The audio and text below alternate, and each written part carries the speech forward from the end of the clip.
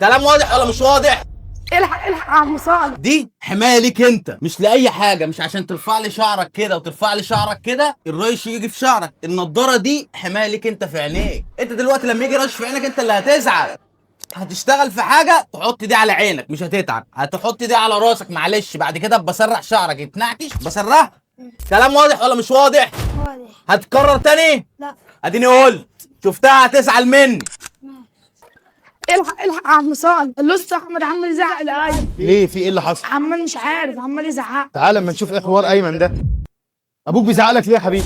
يا ما تلبسش النضاره دي والخوذه. طب وما بتلبسش النضاره والخوذه ليه؟ لابس النضاره ولابس الخوذه. انا بقى ادي النضاره اهي وادي الخوذه يا عم. لسه خايف برضه على الاستشوار بتاعك؟ ما احنا حلينا المشكله دي قبل كده. في يوم من الايام هيسندوك ودول هيبقوا مصدر دخل ليك انت بعد ربنا سبحانه وتعالى. تعالى بقى اما نشوف ايه حوار الاسطى احمد افندي ده لما يجي. السلام عليكم. عليكم السلام ورحمه الله وبركاته. فينك يا عم؟ الاسطى احمد بيتخانق مع ابنه وعايز يضربه. قعدنا نحكي في الحوار ده 90,000 مره. شفت اللي كنت بكلمك عليه؟ الكلام ده هيريحهم هم بعدين لما يروحوا شركه ولا يتوظفوا في حته. في ناس دلوقتي يا صالح مش واخده على الكلام ده، بتمشي من شركاتها بسبب خوذه، بسبب نضاره، بسبب جوانتات. الحاجات ديت انا بعودهم عليها. اوريك حاجه صغيره ليهم هم، جايب لهم جوانتات لقيتك بتزعق لابنك عشان عايز يتدلع. اجي الاقي ده لابس، طب انت مش لابس ليه؟ لو اتعودت على حاجه من دلوقتي خلاص هياخد عليك. اتعلم صنعة طبعا عشان ده مستقبلك. كلهم يحاولوا يربطوا ما بين التعليم والصنعة عشان الاتنين دول هما المستقبل.